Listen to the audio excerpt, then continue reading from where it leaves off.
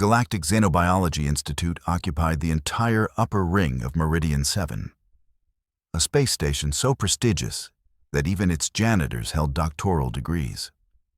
This wasn't hubris exactly, more like architectural inevitability. When you gathered the galaxy's most brilliant minds to study the universe's most exotic life forms, you needed a building that could withstand the occasional containment breach of a phase-shifting organism, or the impromptu generation of a small singularity in the cafeteria. The Institute had experienced both. Twice. Professor Veldtoth loved his job with the passionate intensity of someone who had never faced real danger in his four-armed life. He was Kresh, a species that had evolved on a garden world where the most threatening predator was a herbivore that occasionally became mildly territorial during mating season.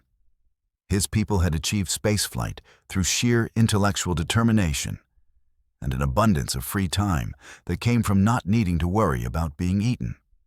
Now he stood before 200 students representing 47 species, preparing to deliver his favorite lecture of the academic cycle.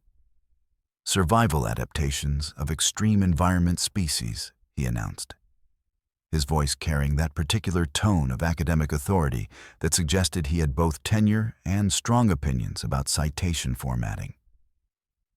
Today, we examine the theoretical limits of biological resilience. The lecture hall was a masterpiece of inclusive design. Seats accommodated everything from the gelatinous Quilvin, who basically pooled in their designated spaces, to the crystalline Telessa, who didn't technically sit so much as refract light while hovering at desk height.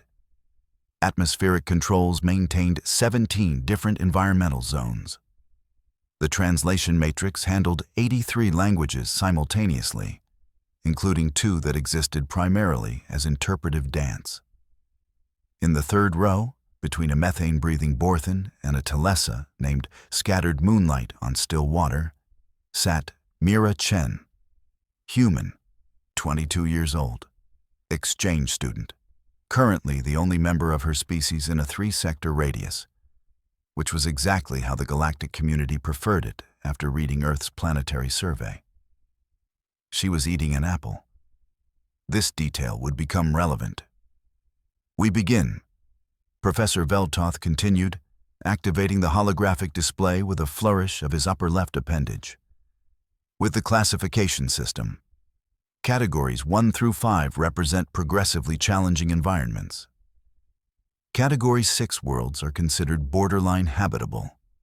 Category 7 requires significant technological support for colonization. And then, he paused for dramatic effect, which he had practiced in front of a mirror. We have Category 8 and 9, Death Worlds. The word hung in the air like a threat. Several students shifted uncomfortably. The Quilvin in row 7 began a nervous oscillation. Death Worlds, the professor repeated, clearly enjoying himself. Are planets so hostile to life that their very existence challenges our understanding of biological possibility. They are cosmic accidents, evolutionary nightmares, places where the universe seemingly decided to experiment with how much punishment organic matter could withstand before giving up entirely. Mira took another bite of her apple. The crunch was audible in the dramatic silence. Professor Veldtoth's primary eyes narrowed slightly, but he continued. Let us examine the characteristics that define a Category 9 death world. First, atmospheric composition. The hologram shifted to display a churning atmosphere. Oxygen levels between 18 and 25%. This may sound reasonable until you understand that such concentrations cause spontaneous combustion of organic materials. The very air is a potential explosive. Fire becomes not just possible, but inevitable. Mira's hand went up. The professor blinked all 4 eyes in sequence, a Kresh gesture of mild annoyance. Yes, Miss Chen? That's just regular air, though, Mira said, her tone conversational. On Earth, I mean. 21% oxygen. We breathe it all the time. I'm breathing it right now. She took another bite of apple to demonstrate her continued respiration. I am aware of your planet's unfortunate atmospheric composition, Professor Veltoth replied, with the patience of someone speaking to a child who had just claimed the sky was green. We are discussing theoretical extremes, not inhabited worlds. Earth is classified as Category 7 precisely because it requires such careful management for civilized species. Right, but humans evolved there. We're not managing anything. That's just outside. A ripple of confused chittering passed through the classroom.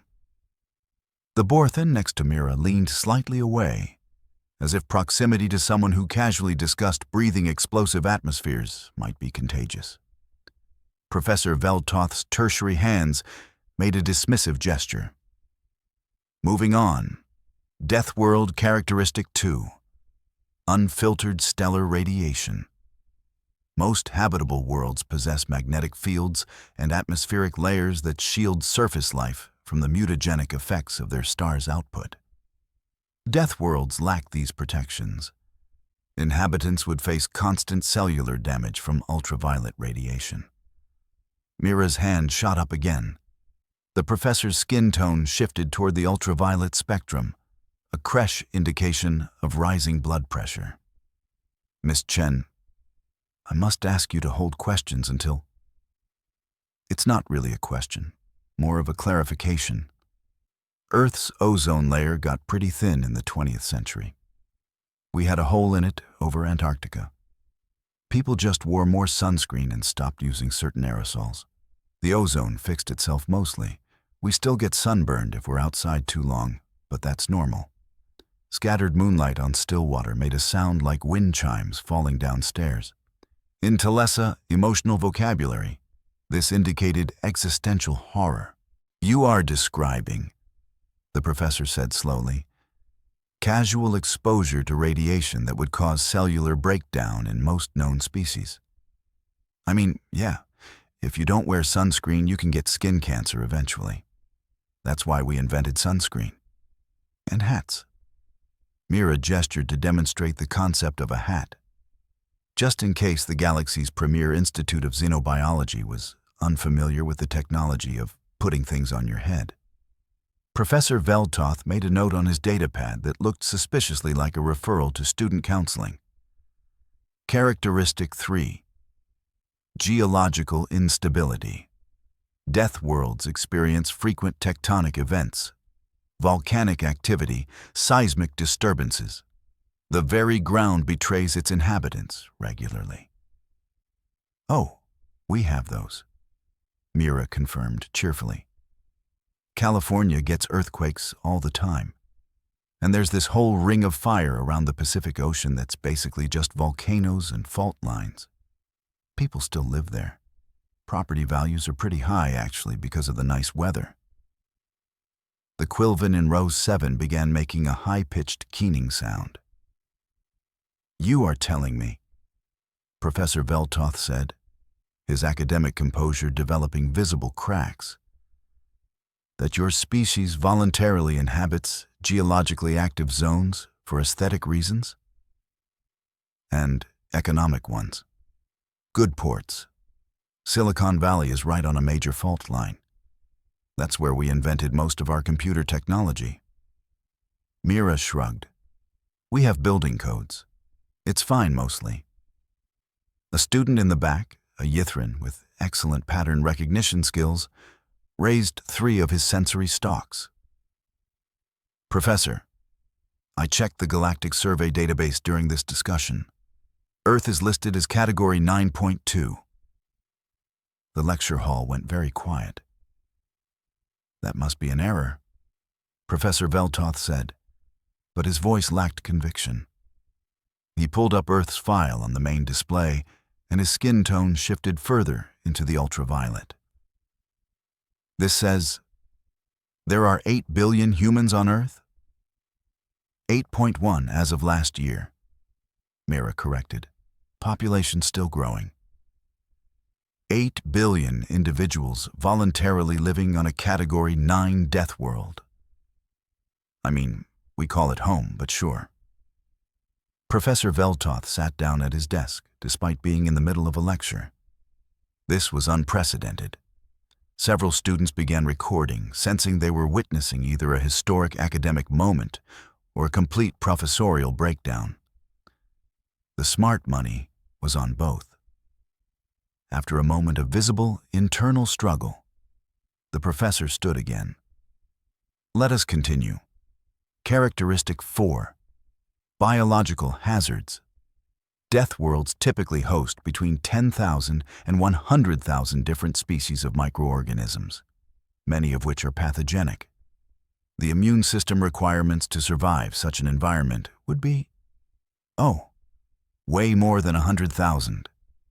Mira interrupted, attempting to be helpful. The human gut alone has about 40 trillion bacteria. We need them for digestion, and there are millions of species of microorganisms on Earth. We're still discovering new ones. The Quilvin in row 7 fainted, or possibly evaporated. It was hard to tell with Quilvin. You have 40 trillion foreign organisms living inside your body right now, Professor Veltoth asked in the tone of someone who desperately hoped this was an elaborate prank. Give or take. They're not foreign, though. They're supposed to be there. Symbiotic relationship. Some of them make vitamins.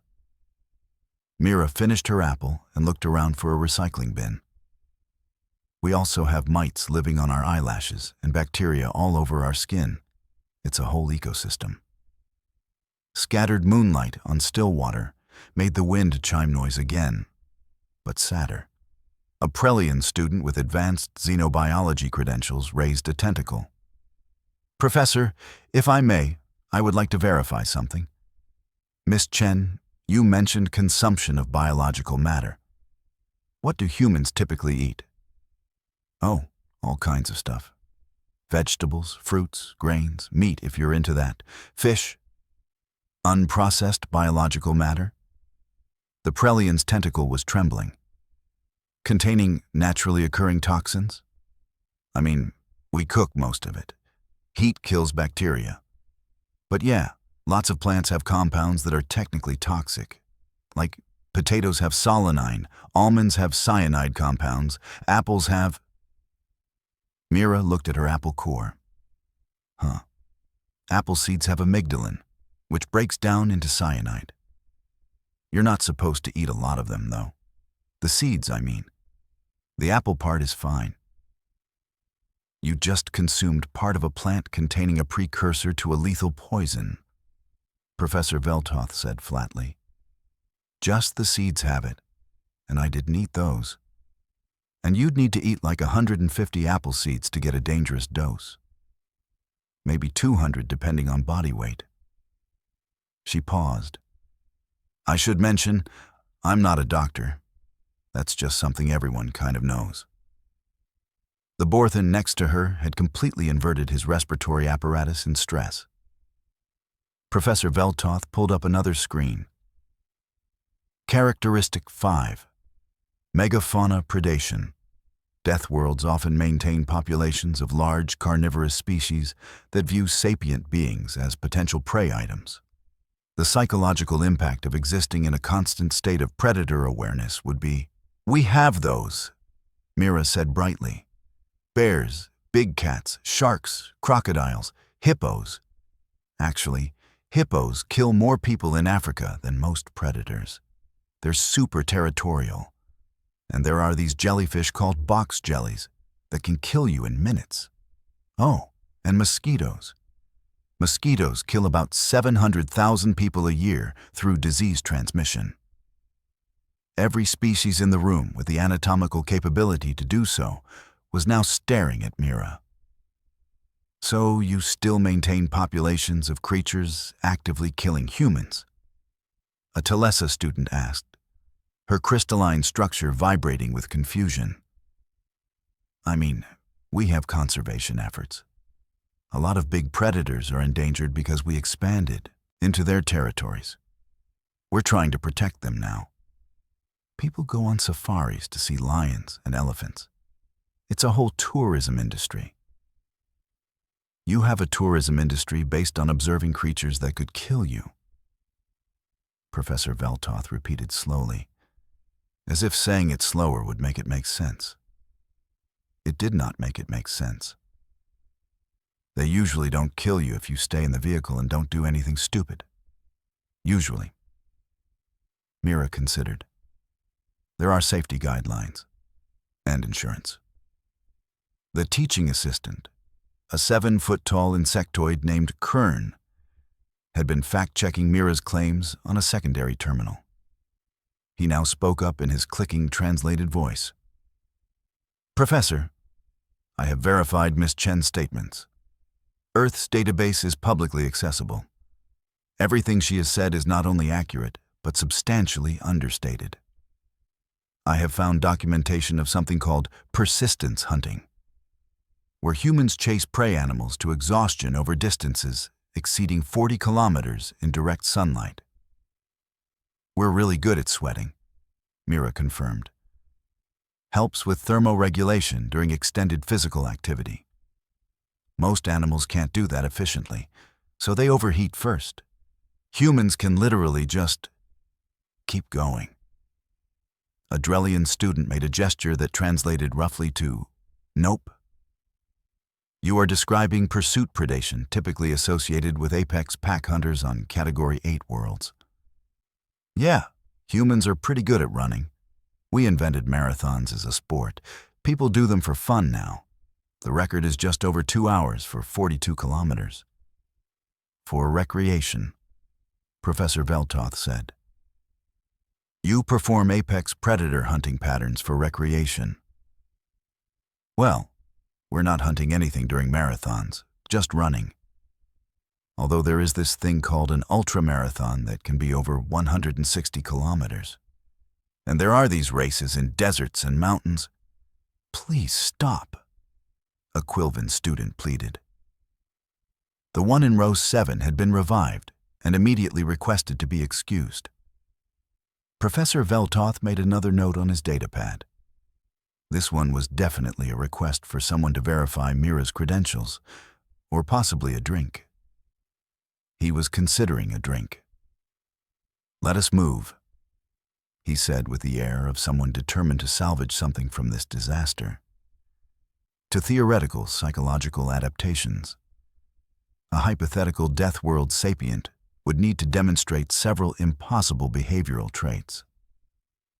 First, delayed gratification over extended temporal periods, despite environmental hostility. The stress of daily survival would make long-term planning neurologically unlikely. Mira opened her mouth. Professor Veltoth held up all 4 hands in surrender. Yes, Miss Chen? Humans save for retirement. Some people plan for 40 or 50 years in the future. We have college funds for kids that take 2 decades to mature. And we invented agriculture like 10,000 years ago, which is basically all about delayed gratification. Plant seeds, wait, months, hope nothing kills your crops, harvest later. You engage in multi-decade planning while inhabiting a planet that is actively trying to kill you, the professor said. It wasn't a question. It was the sound of an academic worldview crumbling. I mean, most people don't die from environmental hazards if they're reasonably careful. We have pretty good life expectancies now. Mid to late 70s globally, higher in developed nations. Kern looked up from his terminal.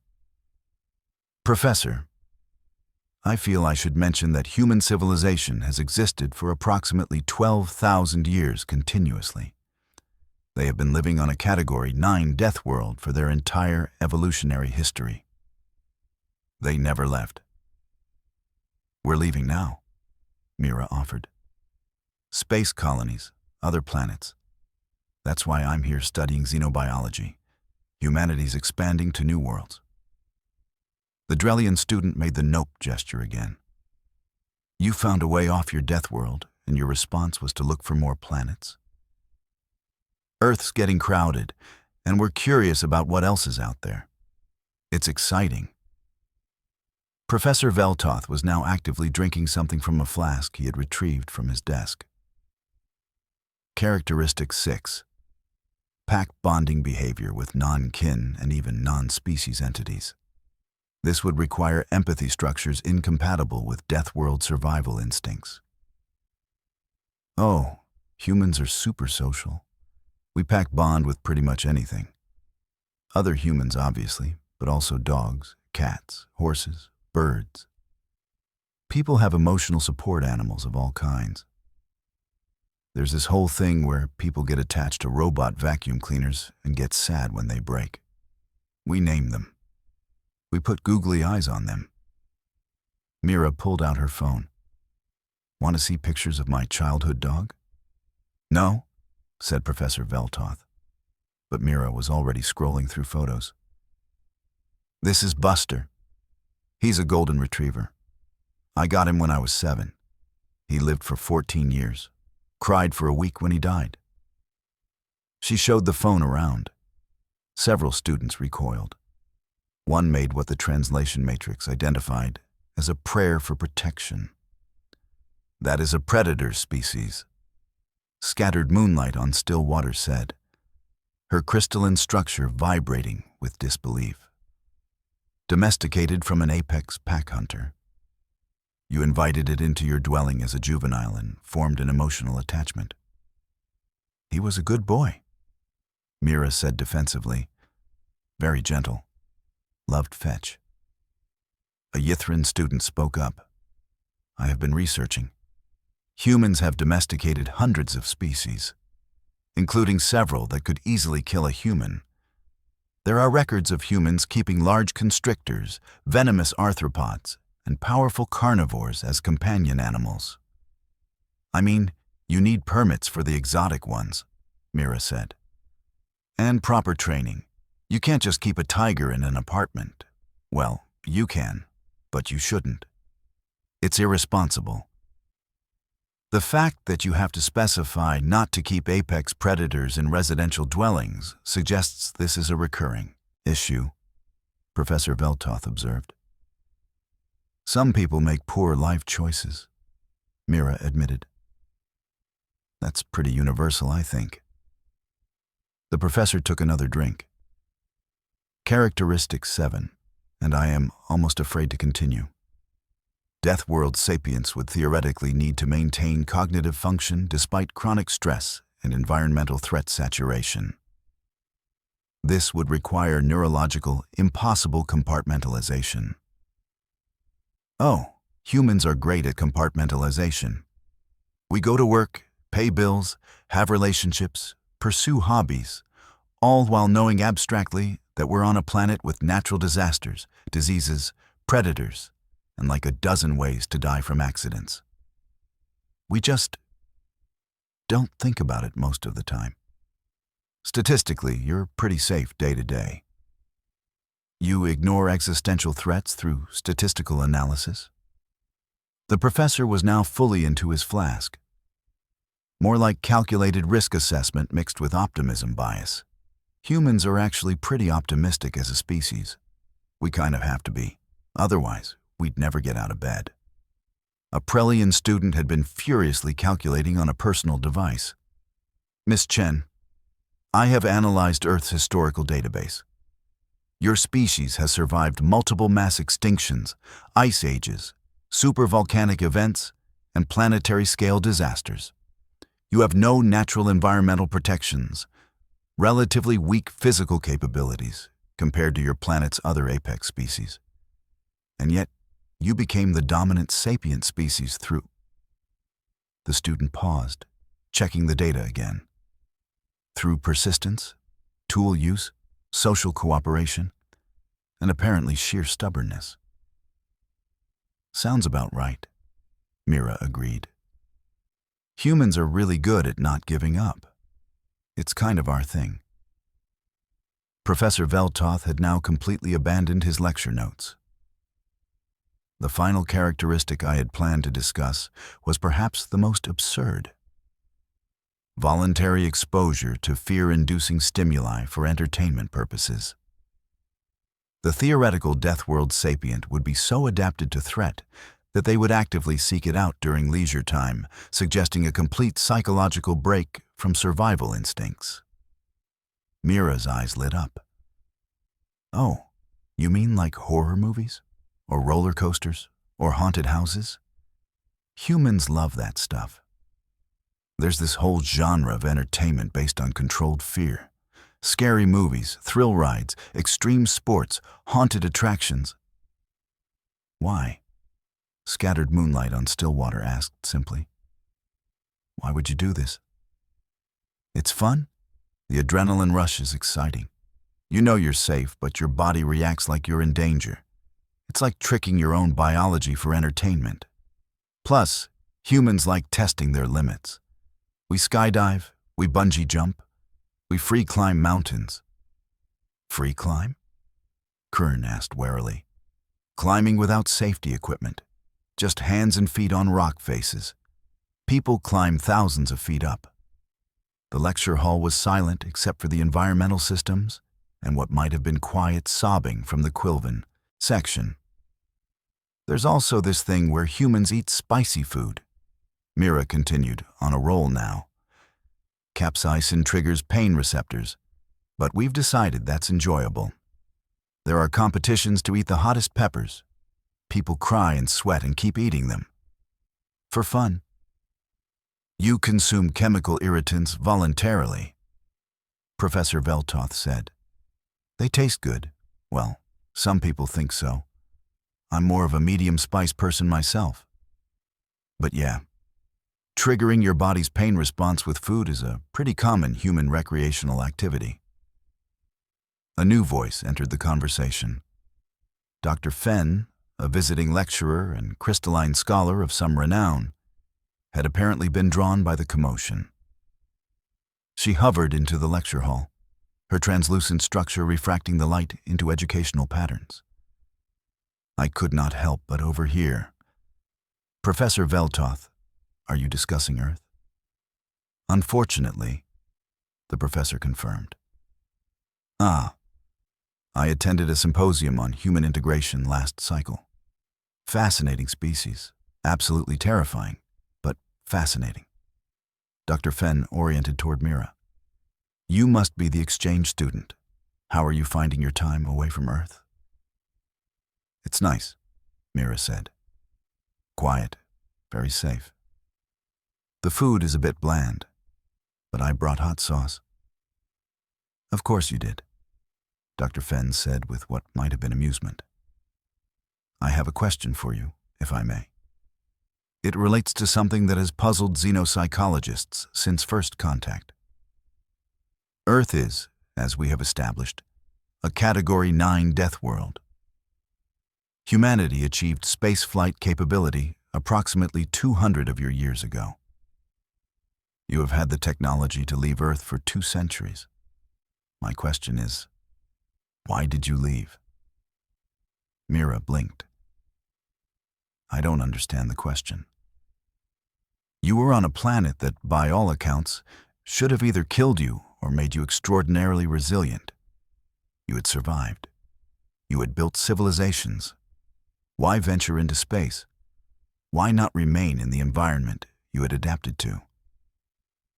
Oh. Mira thought about it. I guess because we wanted to see what else was out there? Humans get bored pretty easily. We like exploring. New places, new experiences, new challenges. Staying on Earth would be kind of limiting. Limiting? Dr. Fenn repeated. You found surviving on a death world limiting. I mean, yeah. Once you figured out how to live somewhere, what's next? We'd already climbed the highest mountains, explored the deepest oceans, been to both poles. Space was the next frontier. We're curious by nature. Professor Veltoth made a sound that might have been a laugh or might have been a cry for help. Your species mastered a Category 9 death world and decided the appropriate response was to become bored. Pretty much, Mira confirmed. The Yethrin student spoke up again. I have found something disturbing in the human cultural database. There is a significant quantity of media dedicated to the concept of Earth becoming too safe or comfortable. Dystopian fiction where humanity becomes weak without challenges. You culturally value struggle. Well, not like real suffering, Mira said. We want people to be safe and healthy. But yeah, humans generally like having goals and obstacles to overcome. We invented video games literally to create fake problems to solve. We make up challenges when reality doesn't provide enough. That is the most Deathworlder thing I have ever heard, a Borthan student said. There is something else, Kern added, still at his terminal. The human government received Category 9 classification from the Galactic Survey approximately 50 years ago, correct? That sounds right, Mira said. And they were advised that Earth qualified for emergency evacuation assistance. Galactic Community protocols for Deathworld extraction. They declined. Yeah, I remember learning about that in school. The Galactic Community offered to help relocate humanity to safer worlds. But most people didn't want to leave. Earth is home. It's where all our history is, our cultures, our ecosystems. We're kind of attached to it. You were offered free relocation away from a planet trying to kill you, and you said no, Professor Veltoth said. It's not trying to kill us. It's just where we live. Humans don't really like being told we can't do something. When the Galactic Community said Earth was too dangerous, I think that made people more determined to stay, to prove we belonged there. Dr. Fenn made a sound like crystal bells. That tracks with human psychological profiles. You appear to interpret warnings as challenges. Do not, Mira said reflexively, then paused. Okay, maybe sometimes. A Drellian student raised a limb. I have a philosophical question. If humans evolved on Earth, and Earth is a Category 9 death world, does that make the human baseline for normal completely incompatible with the rest of the galaxy's understanding of habitability? The lecture hall went quiet as everyone considered this. I mean, Mira said slowly, I guess what's normal for us is extreme for everyone else. But that's just perspective, right? You all evolved in your environments, we evolved in ours. It's all relative. No, Professor Veltoth said, his voice slightly higher pitched than usual. No, it is not relative. There are objective standards for planetary habitability. Earth fails most of them, spectacularly. The fact that humanity exists at all is a statistical anomaly that by all rights should not have survived to develop language, let alone spaceflight. But we did, Mira pointed out. So maybe the standards need updating?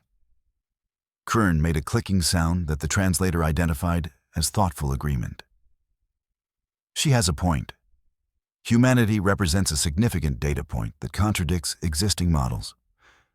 Perhaps our understanding of habitability requirements has been limited by the fact that most spacefaring species evolved in comparatively benign environments. Are you suggesting, Professor Veltoth said carefully, that we have been wrong about fundamental xenobiological principles because our sample size lacked Deathworld survivors? I am suggesting that Miss Chen's existence in this classroom, breathing our air and eating poison-containing fruits while casually describing her species' recreational relationship with mortal terror, indicates that our theories may need revision. Dr. Fenn's crystalline structure hummed. The Galactic Xenobiology Institute will need to convene a special panel. This could reshape our entire understanding of adaptive evolution. The implications for colonization, for species integration, for Can I ask a question? Mira raised her hand. Everyone turned to look at her. Why did you classify Earth as Category 9 if you didn't think anyone could survive there? I mean, obviously we survived there. We evolved there. Doesn't that make it our ideal environment? Professor Veltoth opened his mouth, closed it, opened it again. The classification system was developed before first contact with humanity. We categorized planets based on whether civilized species could colonize them comfortably. By those standards, Earth is nightmarish. Okay, but you found humans there, living comfortably as far as we're concerned. Doesn't that mean the classification system is maybe from the wrong perspective? The silence that followed was the sound of several hundred years of xenobiological theory being quietly reevaluated. She's right, Dr. Fenn said finally. We have been measuring habitability against our own standards and calling anything outside that spectrum extreme. But if humanity evolved to thrive in those conditions, then by definition, those conditions are habitable for humans. That does not make them less terrifying, scattered moonlight on still water pointed out. No, Dr. Fenn agreed, but it does make them relative. Terror, it seems, is in the eye of the beholder. Mira's phone buzzed. She glanced at it and smiled.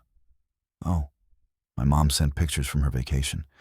She's visiting one of the new colony worlds in Sector 7. Which colony?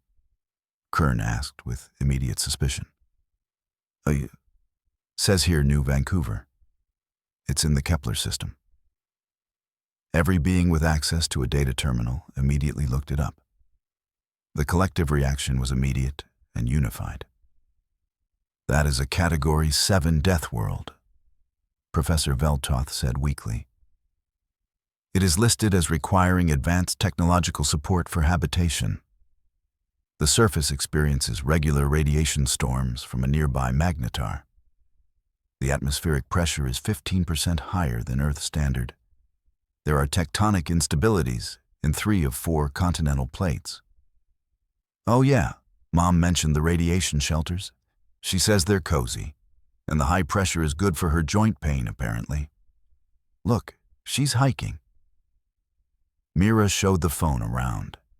The image showed a middle-aged woman in hiking gear standing on a cliff edge, smiling at the camera, while behind her, a purple-tinged sky roiled with what was definitely an atmospheric phenomenon that should require immediate shelter.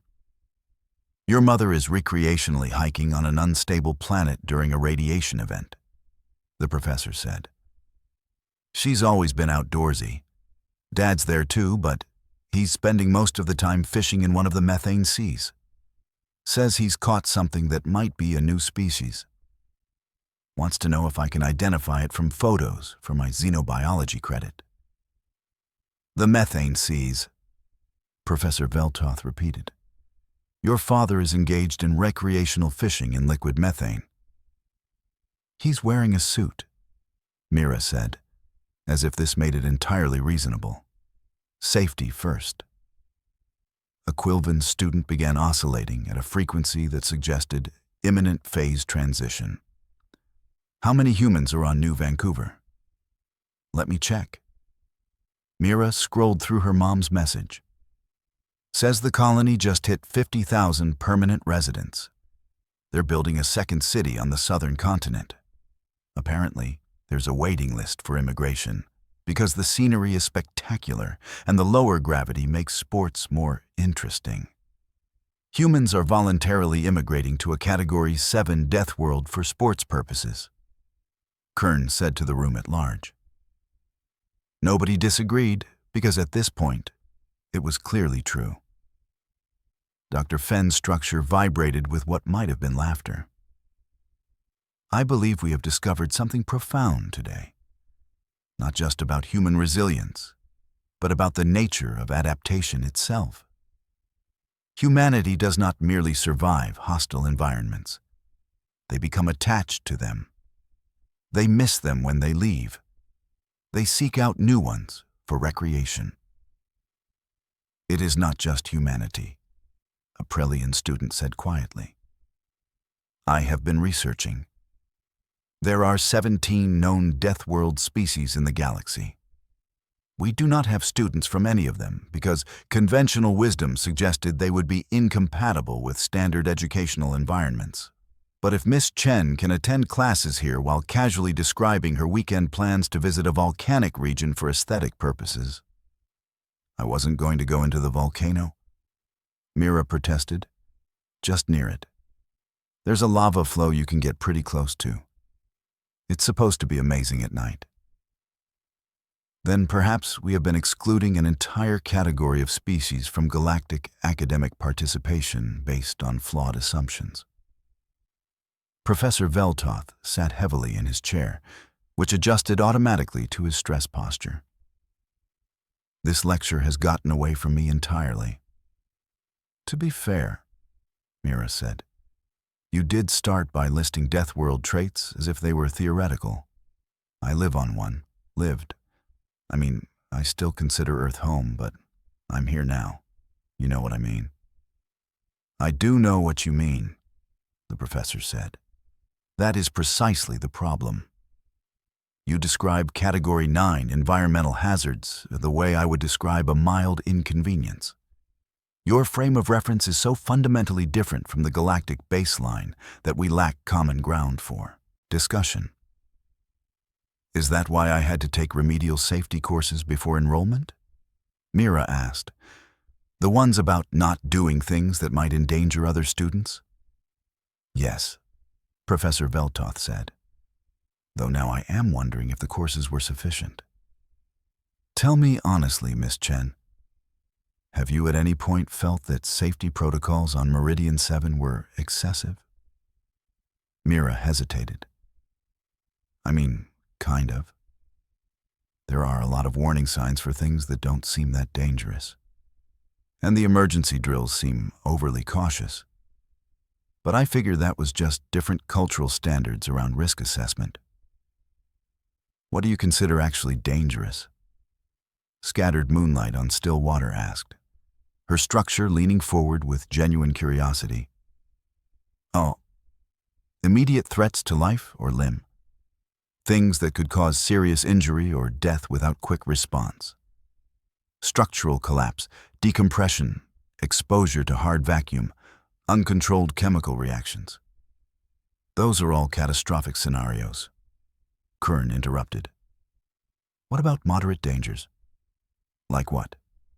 Electrical hazards, biological contamination, radiation exposure below lethal levels, toxic atmospheric contamination. Oh, those are hazards, sure, but they're manageable. You just take appropriate precautions. What about psychological stressors? Isolation, uncertainty, lack of environmental control? Mira shrugged. Those are uncomfortable, but not dangerous exactly. More like quality of life issues. The Borthan student next to her made a sound like escaping gas. You categorize psychological trauma as a quality of life issue rather than a safety concern. Well, yeah. Your mental state is important, but it's different from physical danger. Although I guess prolonged psychological stress can cause physical health problems. So maybe they're more connected than I'm thinking. Mira considered this. Human psychology is pretty complex. We're resilient, but also kind of fragile in weird ways. We can survive incredible physical hardship, but get really upset about social rejection or perceived failure. Fascinating, Dr. Fenn said. You acknowledge psychological vulnerability while demonstrating remarkable physical threat tolerance, the inverse of most species profiles. Humans are social creatures, Mira explained. We evolved in groups. Being excluded from the group was basically a death sentence in our evolutionary past. So we're wired to care intensely about social belonging. But physical challenges, those we can usually tackle with tools, planning, and persistence. Professor Veltoth had pulled up what appeared to be the entire human cultural database.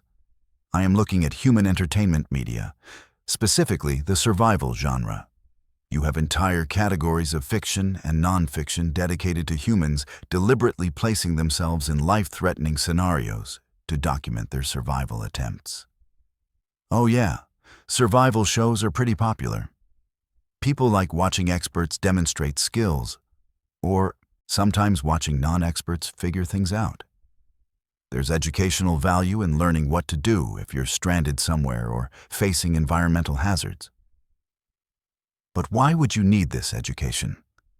A Telesa student asked. Why are survival skills assumed to be necessary common knowledge? I mean, you never know when you might need them. Natural disasters, accidents, getting lost while hiking. Stuff happens. It's good to be prepared. On my world, the Telesa said softly, the most dangerous annual event is when certain flowers bloom, and we must avoid their pollen for 3 days. We consider this a significant hardship.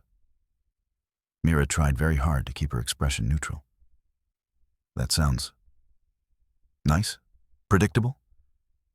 It is deeply stressful, scattered moonlight on still water said. We must alter our routines. Some structures require temporary sealing. It disrupts our normal patterns for a full 3 days. Sure, Mira said diplomatically. Disruption is always hard. The Yithrin student who had been researching human history spoke up again. I have found something remarkable. Human history is essentially a continuous record of survival despite overwhelming odds. Natural disasters, diseases, wars, environmental changes, and yet population numbers continue to increase. It is as if obstacles trigger expansion rather than retreat. Humans are stubborn, Mira confirmed. We don't like giving up. It's probably maladaptive in some ways, but it's gotten us this far. Maladaptive, Professor Veltoth repeated. You survived a Category 9 Deathworld to achieve spacefaring civilization, and you describe your survival traits as potentially maladaptive. Well, they can be. Persistence is great until it becomes refusing to quit, when quitting is the smart choice. Risk-taking drives innovation, but also causes preventable deaths. Our traits are double-edged. Dr. Fenn hummed thoughtfully. Self-awareness of species-level characteristics is rare. Most beings simply accept their nature as optimal. Humanity seems to maintain critical distance from its own behavioral patterns. We spend a lot of time thinking about thinking, Mira said. Philosophy, psychology, sociology. Humans are kind of obsessed with understanding ourselves. Maybe because we're aware that our instincts don't always serve us well in modern contexts. We evolved for small tribal groups facing immediate physical threats. But now, we live in massive, interconnected societies with abstract dangers. There's a mismatch. The lecture hall had transformed from an academic environment into something resembling a first contact situation. Students were furiously taking notes. Several had initiated recordings. Professor Veltoth had given up on his planned curriculum entirely. Miss Chen, he said finally, I believe this has been the most educational deviation from a syllabus in my career. You have single-handedly invalidated approximately 70% of my lecture content simply by existing and answering questions honestly. Sorry? Mira offered. Do not apologize. This is precisely what academic inquiry is meant to discover, the places where our theories fail to match reality. You are a living data point that challenges fundamental assumptions. He looked at the class. This will be on the exam, all of it. I want full analyses of how human existence forces us to reconsider xenobiological models. The collective groan from the students was apparently universal across species. Before we conclude, Dr. Fenn said, I have one final question, Miss Chen. What made you decide to study xenobiology? Given your unique perspective as a Deathworld native, what drew you to understanding other species? Mira thought about it. I guess because I'm curious about how other species experience the universe. Humans think our way is normal because it's all we know. But there are so many different forms of life, different evolutionary paths, different solutions to existence. I want to understand those perspectives. Plus, it's practical. If humanity's going to integrate with the galactic community, we need people who understand both sides. Bridge builders. And the fact that xenobiology requires travel to potentially hazardous environments to study species in their natural habitats? Professor Veltoth asked, with what might have been suspicion. I mean, that's a bonus, Mira admitted. I like field work, office work is fine, but getting out there, experiencing different worlds, that's the exciting part. Of course it is, the professor said wearily. Miss Chen, I am going to recommend you for an advanced placement in extreme environment research. Your tolerance for hazardous conditions makes you uniquely qualified. Really, that would be amazing. It is also probably the only way to ensure you do not become bored and decide to find entertainment in ways that violate station safety protocols. I would never. Mira started, then stopped.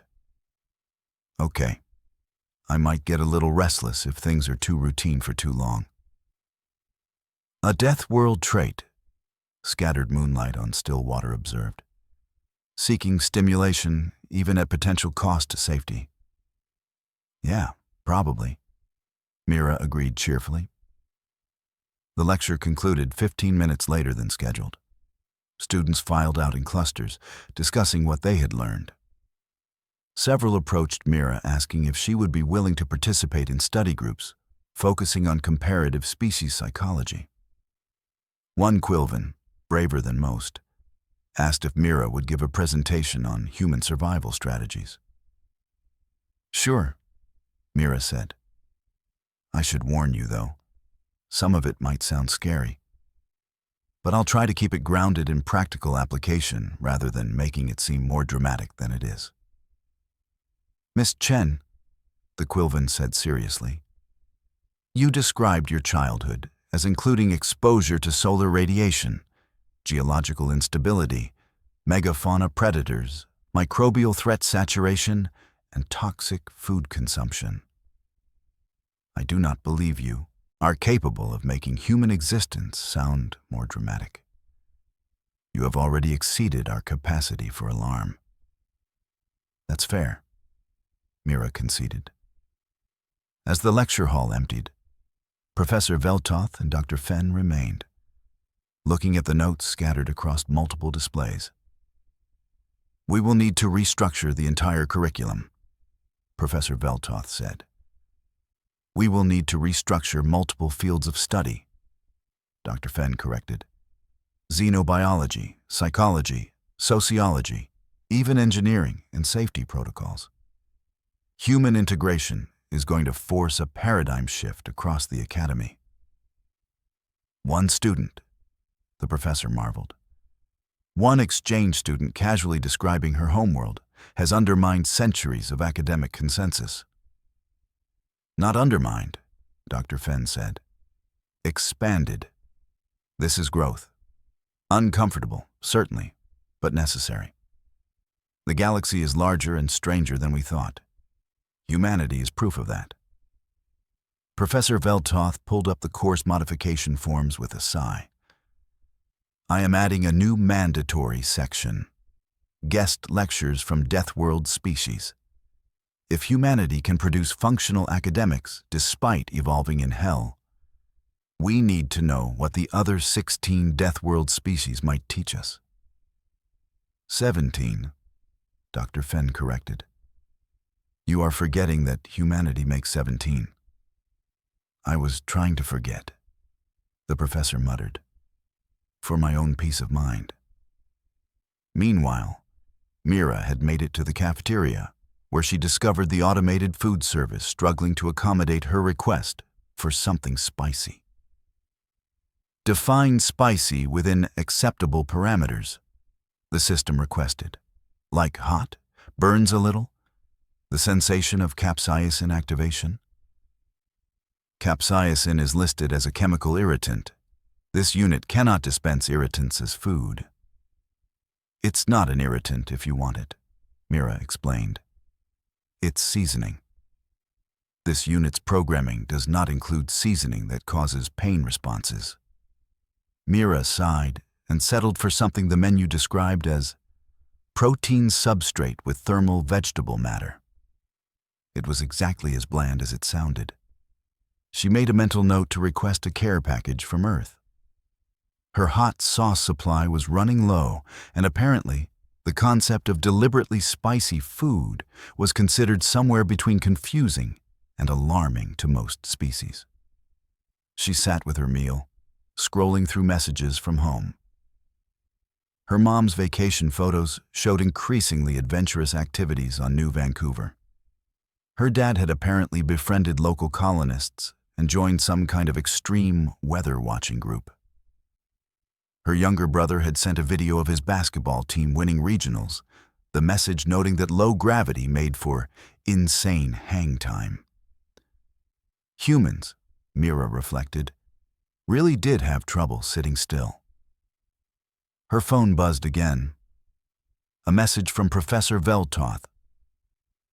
Office hours tomorrow, 0900 station time. Please prepare to discuss your interest in extreme environment research. Also, please bring recommendations for revising safety course content to be more relevant to Deathworld species. Your perspective is needed. Mira smiled. This was exactly why she had wanted to study off-world. Not just to learn about other species, but to help them understand humanity. Bridge building went both ways, though she did wonder what the professor's reaction would be when he learned about human recreational activities like cave diving, base jumping, and free solo climbing, or that humans had invented something called a Tough Mudder that was basically voluntary obstacle courses designed to simulate military training. She'd save that for the next lecture. No point overwhelming them all at once. The cafeteria's observation window showed the stars beyond Meridian 7. Vast and bright and full of possibilities. Somewhere out there were more worlds to explore. More environments to challenge human adaptability, more unknowns to discover. Humans had spent millions of years proving they could survive the impossible. Now they had the whole galaxy to see what else they could do. It would be fun.